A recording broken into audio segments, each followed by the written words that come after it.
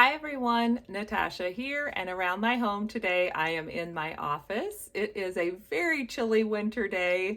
I'm looking out at what should be the bright sunny afternoon. It's only a little after 3 o'clock, but it's already starting to feel a little dark because of course we're in the middle of winter. But that's okay. I'm up here in my office because I wanted to share with you some more updates to my planner system and some things I'm currently doing that are just some small changes, but they're really having a big impact, not only on my planner, but just in my life in general. So I hope you can grab something cozy to drink, stay warm, and stay tuned, and welcome to my office.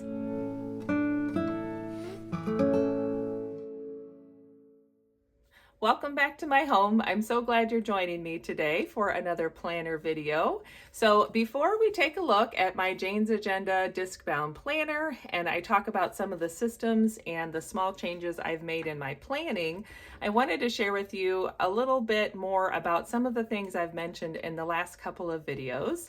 So first of all, welcome if you're just finding me. I know there's a lot of new faces joining in and I'm so grateful to have you each here.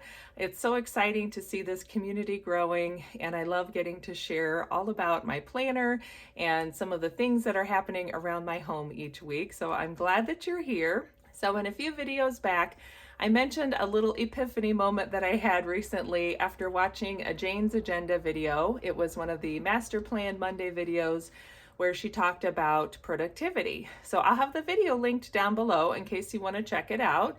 And the little epiphany that I had was when she was talking about being intentional with our time and making the choice about what we are doing with our time. So whether we are choosing to be working on a project and being productive and checking things off of our list, or we are choosing to rest and have quiet downtime, spend time with our families, our friends, spend time alone, whatever the choice that we are making, it really shifted my mindset when I started thinking about the choice that I have and making that choice instead of feeling overwhelmed and like I constantly needed to be doing something and I should be doing this and I should be doing that. So I've really tried to catch myself and stop shoulding myself and instead making choices about how I'm spending my time. So in just a little bit, I'll turn the camera so we can see how that has been reflected in my planner.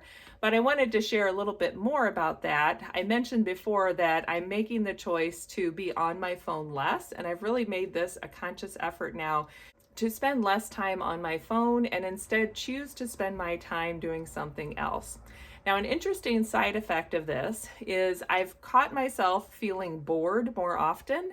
And I know there's a lot of good science and research about what happens when we feel bored. And that's actually one of those gateways into creative thinking. So I've really shifted my thinking, and when I start to reach for my phone, I'm catching myself a little more often and asking, do I feel bored? Do I feel overwhelmed and stressed? Do I feel tired? Why am I reaching for my phone? Which in the end, I'll just scroll and spend time and not really make any productive movement forward with my phone, unless that's something that I'm doing as part of work. Of course, I do need my phone for a lot of what I do for work, but I often can catch myself and realize I actually need a nap. And so sometimes what I choose to do is to go take a nap. So I'm taking more naps. It's a small change, but I have found I am so much more productive even after 15 to 30 minutes of just closing my eyes and resting, even if I don't fall asleep. But the days when I push through and I try not to do that and I try to keep going and checking things off of my list, at the end of the day, I'm exhausted and I'm not really sure how productive I was. I can't really look back and feel like I was being effective and efficient with my time. I was just sort of keeping myself moving to try not to fall asleep. So I'm choosing to take more naps and choosing to rest. And in the end, it's definitely making a difference in my productivity and how efficient I am with my time. I know that when I wake up or when I get up from that rest time, I feel so much more energized. I can jump into those tasks that before seemed hard or impossible, and I can just knock out several of them and keep moving through my day. And it feels so much better to be doing that versus trying to fight the fact that I really just need a rest. So that's another small change I'm making. Another part of these small changes is to catch myself whenever I'm having moments of perfectionism and creating a big project out of something because I want to make it perfect, and instead shifting my thinking, reminding myself that done is better than perfect, and an imperfect step forward is still better than sitting there spinning my wheels and imagining all the perfect steps I would take, but then never taking them. So I've been trying to shift my thinking, notice when those times of perfectionism pop up, and just move through them, keep working on whatever it is that I'm trying to do, and also try to get some perspective on just how big or small that task actually is,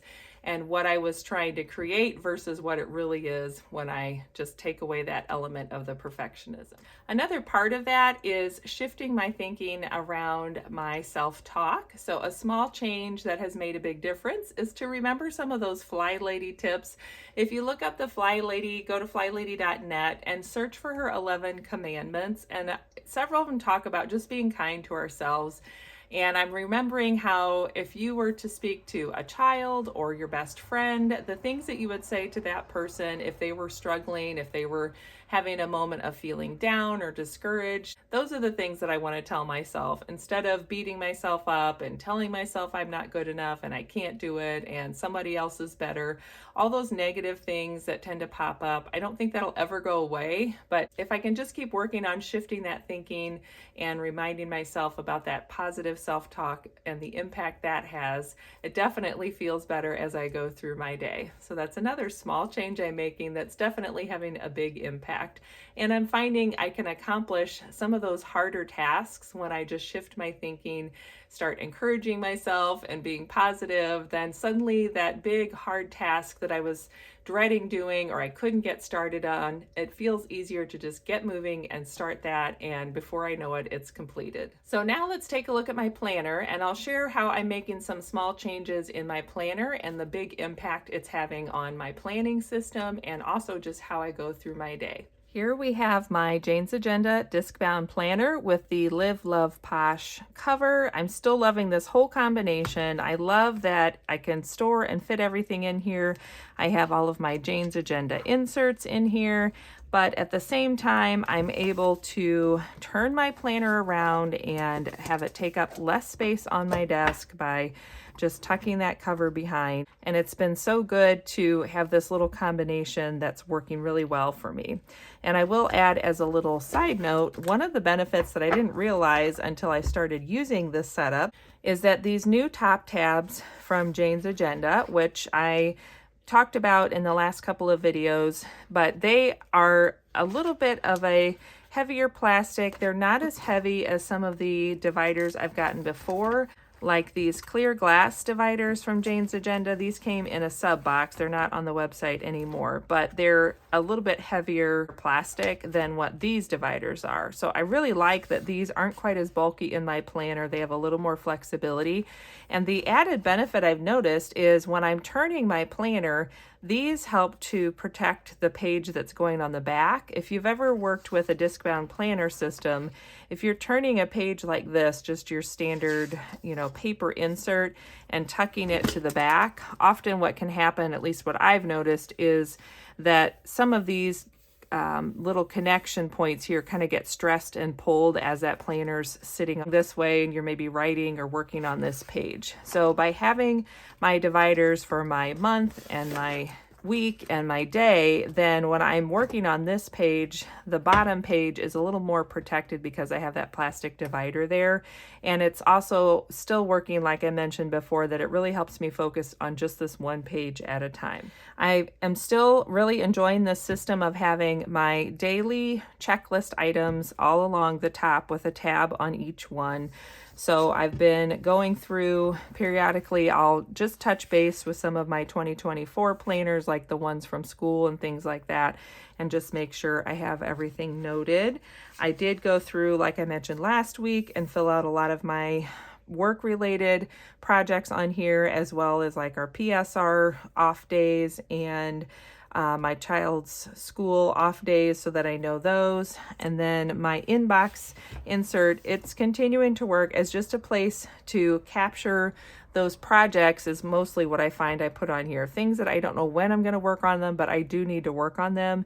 And this gives me a place to have that sort of ongoing list, but I'm not filling up my day-to-day to-do list with things that I don't know when I'm going to actually work on it.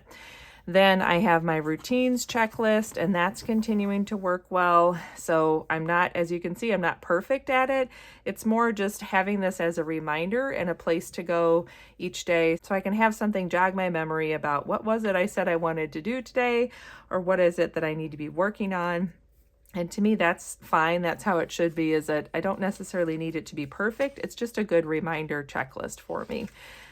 Then my monthly overview, this is also still working great, where I've got that see-through page finder from the January subscription box from Jane's Agenda.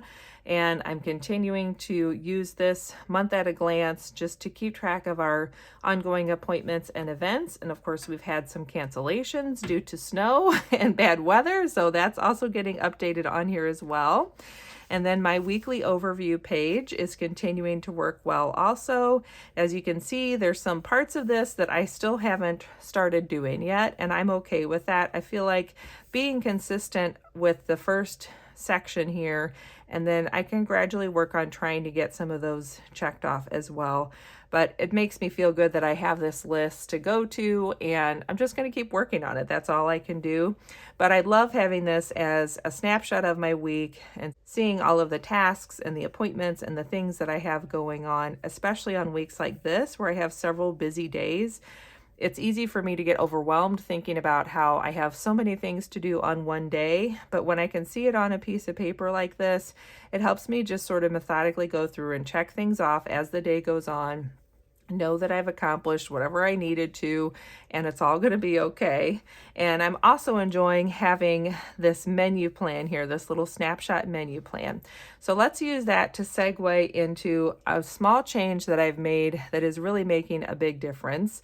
So I've started doing menu planning, but it was accidental, and that I think is the way that this tends to work better for me, is if I sort of stumble into it. When I make a big plan for myself, then it instantly becomes this overwhelming project and I won't do it. So I was working in my Silk and Sonder notebook or journal, and I mentioned this in my planner stack video, that this has become something I'm really enjoying having as part of my daily planning routine. And last weekend, I wanted to put together some sort of a shopping list, and I didn't know what to make, and I knew we had some bad weather coming, and that just made me think about, I'm going to be home with my family more than usual. So it really would take the stress off a little bit if I did a little bit of menu planning. So to start off with, I just, in the kitchen with my family around, said, what are some of your favorite meals that I make that we haven't had for a while? Just give me a few of them. So we ended up with a list of maybe 5 or 6 meals. And I thought, okay, well, out of those, I can easily pick 1 or 2 to make for this next week. And then I thought, I'll just grab this little calendar and have a place to jot this down, because it's really too small for me to use for like planning purposes. You could use it as like a doodle or gratitude, but I didn't really want to use it for that. So I thought I'll just use it for my menu planning. And I thought a little bit about our weeks, and typically, because we're just a little family of 3, we can do leftovers easily 2 days out of the week, sometimes 3, if I get creative and have lots of cheese on hand, because I seem to be able to make things with adding cheese on top and transforming it into another meal. And so I thought, using that Fly Lady system where you just sort of assign something to each day of the week, I thought, okay, we'll just say that Mondays and Wednesdays are going to be our leftover days. Typically Mondays are kind of a busy day. We're like jumping back into the week, and so everyone's tired. 2 days out of the month, I have a meeting, so I also don't have as much time, and we typically have some things left over from the weekend. So that's a good day for us to have leftovers. And Wednesday is kind of the same way. We usually have something that is already on hand as a leftover, plus we have PSR that night, and so I need something quick and easy because we have limited time after school before we leave for PSR. And then I decided that we love tacos and Mexican flavors, so we'll just have a Taco Tuesday, and that'll be some sort of Mexican or Tex-Mex or even like Creole, just something with a little spice and flavor that kind of reminds me of that Tex-Mex feel will be our Taco Tuesday menu. And then on Thursday, my daughter has dance. So that's another night that I don't have as much time. So I thought, well, we'll just do some quick meals on that night. It could be very basic things like grilled cheese, ramen, something from the freezer. But it just helped me to think about, okay, that's another night that I don't want to try to plan any sort of big meal. Just make it quick and easy. And then the 3 remaining days of the week, I just picked something that seemed like it would work or that we hadn't had in a while. And of course, Sundays, I like to use it as a little more of a rest and a reset day. And so having something in the slow cooker seems like a great idea because then it's sort of doing the work for me while I'm focused on other things. So before I knew it, I sat down really just to have a menu plan for the week. And I went along and had those 6 meals that the family thought of. I grabbed my favorite cookbook and just flipped through a little bit and came up with 5 or 6 more. And before I knew it, I had the entire month's meal plan ready to go. And it has totally changed my stress level around meals because I know where to go to find this. I wrote all of these things on our big calendar in the kitchen that the whole family uses. So I don't know that anyone else has noticed those are there, but when I'm in the kitchen and either in the morning or the afternoon, I'm thinking about what am I supposed to be doing for dinner? It's so easy just to glance up at that kitchen calendar and see this menu plan. And the other thing I've started doing is, as we've gone along the last couple of weeks, if someone mentions a meal or somehow or another I think of a meal that we haven't had in a while, but it sounds good, on one of the empty squares of the calendar, I've started a list of meal ideas for the next month. So when I sit down to do the February meal plan, I should have a nice little handful of some ideas of new things that we haven't had in a while that I can just add to the mix. But I'm also totally fine repeating some of this too. I think if we have something once a month, it still feels new and exciting. I enjoy cooking it because I haven't done it in a while. And it's definitely been a small change that has really had a big impact in how my days go along and my stress level throughout the week. So I'd love to hear if you decide to sit down and try to make a menu plan for the remainder of January and just see how it goes. And again, don't overthink it. Don't make it too hard. A lot of these are very simple and they're just classics that our family always likes, but having a few in here that are more my favorites or something that I haven't had in a while makes it fun and interesting for me as well. Okay, so then picking back up, one of the other small changes I've made in my planner, well, 2 really.